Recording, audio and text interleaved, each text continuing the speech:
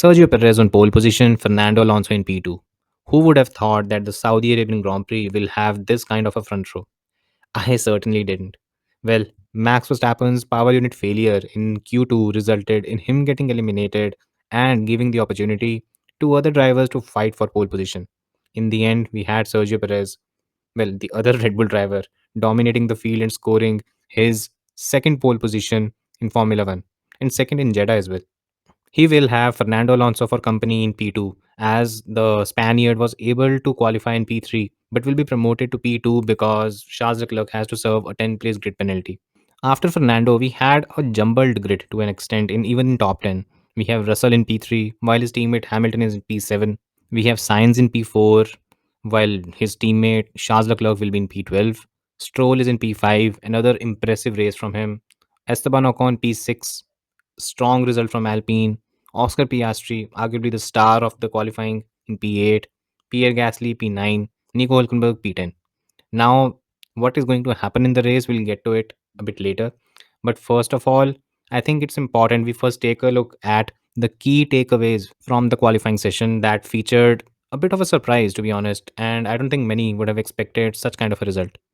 So let's take a look at the key takeaways from the qualifying session. Now, first of all, something that I don't think there are many fans that are going to be happy about it. Other than Red Bull and Max Verstappen fans, I don't think anyone is going to be happy to hear this. But I fear the Red Bull dominance that was touted after Bahrain, it might be a real thing. Of course, we need to see how the reliability plays out in the future, but it does not appear to be a major issue for them, at least for now. Max was pretty calm after the issue. He didn't make too much of a fuss about it. He wasn't too agitated as well because he knows he has the pace to win the race anyways. Secondly, how easily Sergio Perez was able to secure pole position, have almost a half a second gap to P2. I think that shows that if Sergio Perez is able to do that, what kind of a dominance Max Verstappen would be able to show. I still won't jump the gun. I'd still wait until Imola when the first major upgrades for all teams come. I'll wait for that. If the gap starts decreasing, that might be a sign that we could have a more interesting and a more equitable season. If that doesn't happen, I think there is a possibility that Red Bull might run away with the championship and we might have something similar to what we used to have during the Mercedes days. Now the second point is more around how Lewis and Mercedes have been conducting themselves this week. It's not positive in any which way, to be very honest. Most of the stuff that has come out of their mouths, it's PR activity. It's obvious that it's a PR activity. But what is somewhat unfortunate is that the Mercedes car, okay, let's keep Red Bull aside because it's fair to say that Mercedes might not be winning the title this season. The car is not at that mark. But let's be fair, if we keep Red Bull aside, Mercedes is still competitive. The qualifying session from George Russell was very impressive today. Sure, Lewis didn't do as well as he should have, but more often than not, he will be on the mark. If we take all these things into consideration, Mercedes is not in a crisis. Let's stop acting like it. And Mercedes probably, both Mercedes and Lewis, they probably need to sit down, take note that at the end of the day, the Lewis Hamilton Mercedes combination is probably going to be the best combination that could challenge the Red Bull Verstappen combo. They have to realize that because right now they're just imploding for no reason. So yes, arguably a message for both Lewis and Mercedes: calm down, keep your head down. Most importantly, keep working on the car. Improvements will come. It's going to take time, but there's no magic pill, especially in Formula 1. You messed up, it's okay, it happens. You've built 8 consecutive fastest cars in F1. That's unprecedented. You're bound to have one or two failures, and it's part of competition. You can fail. Imploding and making too much of a fuss out of it is not going to help in any which way. Focus on the task at hand, less on the PR, please.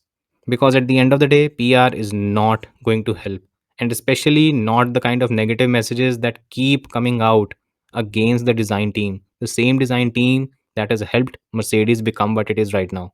Now, the third point is around McLaren. Could McLaren actually be the dark horse of 2023? Now, the reason why I say that is because I think everyone will be aware, whoever has seen the qualifying, that Oscar Piastri was P9 at the end of Q3.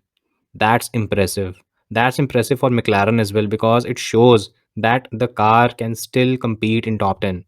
Sure, the driver also played a role. He played a major role. Agreed. There's no doubting that. but that car is capable of being in top 10. Now, if we backtrack a little, McLaren is bringing a major upgrade at Imola, an upgrade that is supposed to provide substantial jump in performance. If McLaren is already a top 10 team, what could it achieve when it has that huge upgrade on its car? Are we looking at McLaren joining the top 3, top 4? Are we looking at McLaren becoming a front runner? Maybe we are. Maybe we are going to look at McLaren as a team that might be the surprise of the season. I don't know. But if this is where they are with a car that they have not even developed, that is an underdeveloped car, then imagine what they'll do with the car that is actually developed and is a significant upgrade. After all the negative PR that McLaren has had this season, a lot of it from me as well, I think McLaren might be a team that we need to keep an eye on. Now, talking about Oscar Piastri. This weekend, there were quite a few people that started suggesting that Oscar might have made a mistake. He was going to Alpine. He would have been teamed up with Esteban Ocon.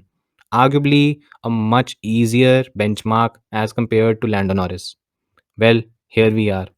His second qualifying, and he has outqualified Norris. Of course, he outqualified because Norris made a mistake, yet he did outqualify him. Now, not only did Piastri outqualify Norris, he also outqualified Pierre Gasly in Alpine. And Alpine is arguably a better car than McLaren at this moment. This is how good this driver is. That in just his second race, he's showing that he can extract the maximum from that package. Of course, he will still have his rough edges, but what today showed was that the driver is not only quick, he's not only talented, but he can also extract the lap time when it is needed the most. His laps in Q3, amazing. His lap in Q1, pretty significant. So was the lap in Q2 as well. We still need to see a few more races to ultimately have a clear judgment of where Oscar is. But for now, it does appear he's a pretty impressive talent that we've got on the grid. Finally, the final takeaway. I think it's more of a wishful thinking, but I do feel that at the end of the day, the owners to make the 2023 World Championship a battle or something even meaningful or competitive, it's going to fall on Ferrari and Aston. Mercedes is all over the place and they're trying to make radical changes. And whenever someone is looking to do that, it tends to be a long term process, not a short one. So, for all intents and purposes, Mercedes is probably not in the position to challenge this season. Then we have Ferrari and Aston. It is safe to say that both Ferrari and Aston are around 6 to 7 tenths lower than Red Bull and Jeddah. Now, the onus is on both of these teams to make the most use of the extra development time that is available to them. Red Bull is compromised on that front. But the most important thing is how Ferrari and Aston Martin are able to make use of their extra development time. Because if they are, and they're able to close the gap, that's the best thing possible for us as fans. Because at the end of the day, single team domination, while it might be nice for a particular fan segment, it's not something you want to see. You want to see competition. And if we don't have competition, after a while, the races will become one sided. F1 needs competition, and that is only going to come if Aston and Ferrari are able to match Red Bull. Will they be able to do that? I'm not entirely sure. But probably wishful thinking that it comes down to both Aston and Ferrari to make the championship worthwhile. Now, with the key takeaways out of the way, let's jump straight to the race predictions. Now, the first prediction is it will be an unpredictable and action-packed race. Now, well, I've I've made this point quite a few times. Let's be clear. There have been in all 7 races at Jeddah. Out of these, 2 have been Formula One and 5 have been Formula Two. Out of those races, we've had safety car, disruption, red flag, all these things in almost all of these races. That's right, 100% record. Every race has disruptions. Every race has something or the other that happens. Even in the Formula 2 race on Saturday, we had the same thing. And it happens every time. The track is the fastest street circuit in F1. And with that comes the crash prone nature of the circuit. The race is going to feature safety cars. It might even feature stoppages. And when that happens, strategies go out of the window. The teams have to think on their feet. And there is an added level of unpredictability. In 2021, we almost had Esteban Ocon score a podium in an Alpine. Even last season, we had Sergio Perez lose his race lead because there was an ill-timed safety car. This happens a lot at Jeddah. Expect the same to happen tomorrow. Irrespective of what is going to happen, the race is going to be an action packed one. More importantly, with Max Verstappen starting from P15, expect action and fireworks as he makes his way through the field. Now, the next point is yeah, midfield is anybody's game. Now, after the top five teams to a certain extent, where we have Red Bull, Ferrari, Mercedes, Aston Martin, and Alpine, the last five teams, it's very hard to predict which team is quicker than the other in a particular trim. If we talk about the long runs, we've seen Alfa Romeo do pretty well at Bahrain. But when it comes to the shorter runs, we've seen Haas do pretty well. It's hard to make a pick. To be honest, McLaren might be a team that might stand out because Oscar Piastri has shown that the car has inherent pace. And if it has inherent pace, then both Norris and Piastri will be able to extract it. Maybe Haas might have a good weekend as well because apparently Ferrari is also expected to have strong race pace in Jeddah. So let's see what's going to happen. Let's see how these teams behave. But at the end of the day, it is going to come down to the drivers. When it comes to these five teams, it's going to come down to how a driver performs. And that is where I feel McLaren might triumph. Whether that happens or not, I don't know, but I feel that could be the case. And McLaren might be the standout team tomorrow in the midfield. Now, the next point is well, it might be the case, and it might be track specific as well, that Alpine is a dark horse this weekend. Now, one thing that many did not notice is that during the soft tire, low fuel quali sims on Friday, Alpine was the only team that did around 8 to 9 push laps with both the drivers. That's right, both the drivers continued to improve their lap time every time they did another lap. That is unprecedented, and that is the kind of tire life you don't really see from any other team. No other team was able to show that kind of consistency.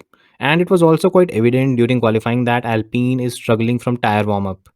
The car, more often than not, both the drivers they had to do multiple preparation laps to get the tires in the window and then push. Now, what that does is that it compromises your qualifying.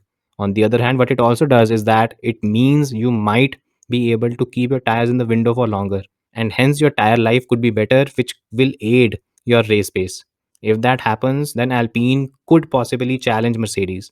Will that be the case or not? I am not sure, but I think there is a possibility that both the Alpines could challenge the Mercedes drivers tomorrow. Now, next up, I'm predicting Fernando Alonso to score a podium this weekend as well. Now, the reason why I'm doing that is because the race, at least in my view, is going to be one where we'll have a lot of disruptions.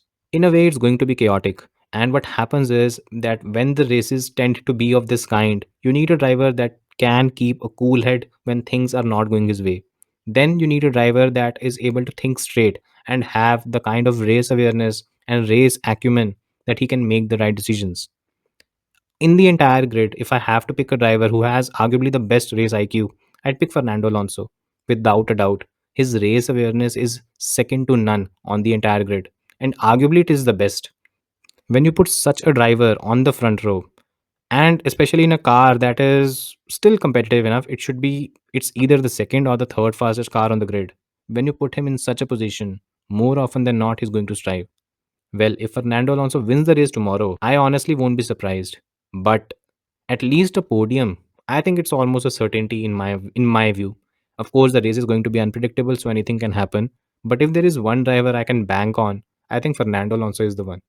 Finally, when it comes to picking the race winner, I'm predicting Max Verstappen to win the race. Now, the reason behind me doing that is, again, it falls in line with the other predictions that I made. First of all, if it is a straightforward race where Max starts the race in P15, I'm slightly skeptical that he won't be able to, win the race or even gain lead or challenge for it. A podium would be the maximum that he would be able to achieve. But since the race is going to be a chaotic one, I'm pretty sure there will be safety car stoppages and there will be other elements of unpredictability involved. When that happens, the field will get bunched up. And when the field gets bunched up, the problem that Max Verstappen will have of losing time when he's in traffic, that problem will be eliminated because the gap would be much lesser. In a straight fight between Max and Perez, I know which driver I'm going to support because it's been obvious this weekend that he has around half a second over the Mexican. Again, I reiterate, if the race is straightforward, arguably Sergio Perez has the best opportunity to win. But if it is going to be chaotic, I'm predicting a Max Verstappen win in this case because it's it's obvious that he has a huge advantage in terms of speed over almost everyone else. Plus, The added factor of unpredictability, field getting bunched up again and again, I think Max can get it done. And he seems quite calm this time around. He's not angry like he was in Singapore last year, which ultimately induced an error because he became a bit too desperate. I think Max has a major opportunity to win a race from P15, and I won't be surprised if he gets that done. So these were my views. What do you guys think? Do share your views in the comment section. Thanks for watching and see you next time.